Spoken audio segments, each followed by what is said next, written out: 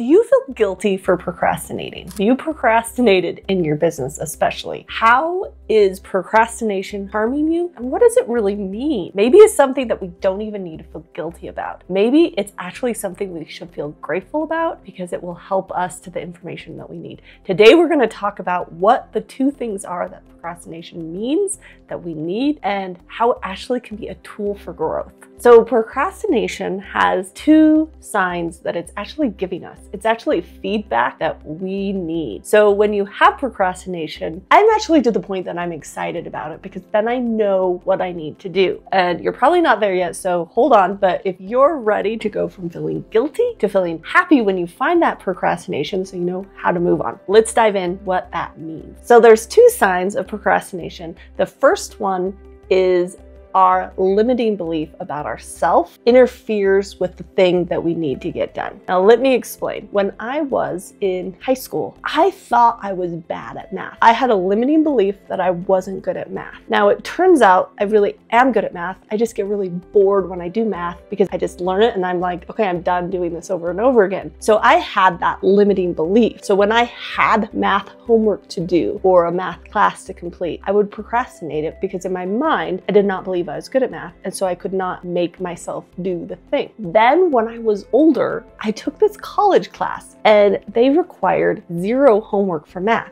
It was all graded on tests, and I found out that not only did I get an amazing grade because I didn't have to do the thing I hated, which was homework, I found out I actually liked math. I just didn't like to go super slow and be bored. Then I created my own belief about myself. I liked math, and then I became good at it. I no longer procrastinated. I would do enough study before a test to do well, and I proceeded. So in our lives, if we're not doing something, then we know there's two things that need to happen, and one of those things is that we have a belief that stops us from proceeding in that direction.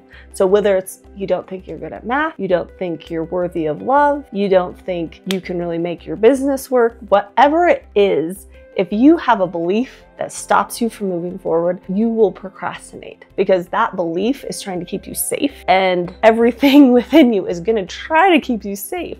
And so if that is, I'm not good at math, it's going to stop you from doing your homework because it's going to want to follow what that belief is. So identifying those limited beliefs and getting over them can help you a ton. P.S. I do have a video, which I will link, helping you do that if you want more information. Now, the second sign of procrastination, which is new to me, and I can't believe, like, when I found out, I was blown away because I'm like, this is so simple. I gotta get this out to more people.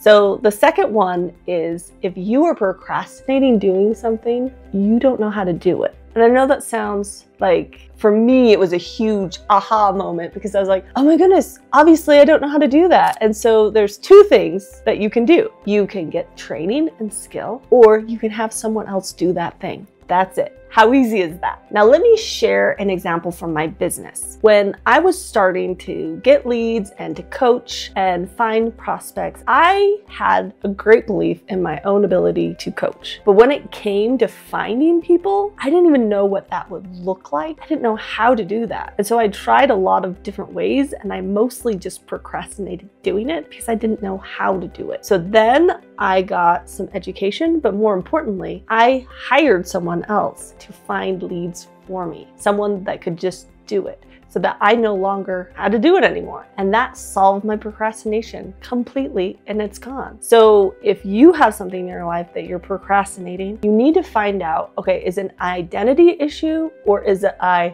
don't know how to do that issue? Find out, and then you can make the easy steps to be able to get out of that procrastination once and for all. Now, as soon as you start doing this in your life, you will find something wonderful will start to happen. You will start to feel grateful when you find procrastination in your life because you'll know it means that you either need to change your belief about it or you need to hire someone else to do that. Or maybe even just cut it off of your to-do list, right? There are a lot of things that we feel like we have to do, and we really don't don't have to do, that we actually need to cut off. And actually, very successful people tell us that we should be cutting out those non-important things all the time. So if you have procrastination in your life, it doesn't mean you're lazy. It doesn't mean you're broken. It just means you either have a limiting belief about that thing, or you need to hire someone else, or you need to take it off your plate. Like, it's that simple. So I encourage you, sit down, identify where the procrastination is in your life, and get rid of it. Use one of these simple tools and either find a solution for it or just completely eliminate it from your task. And then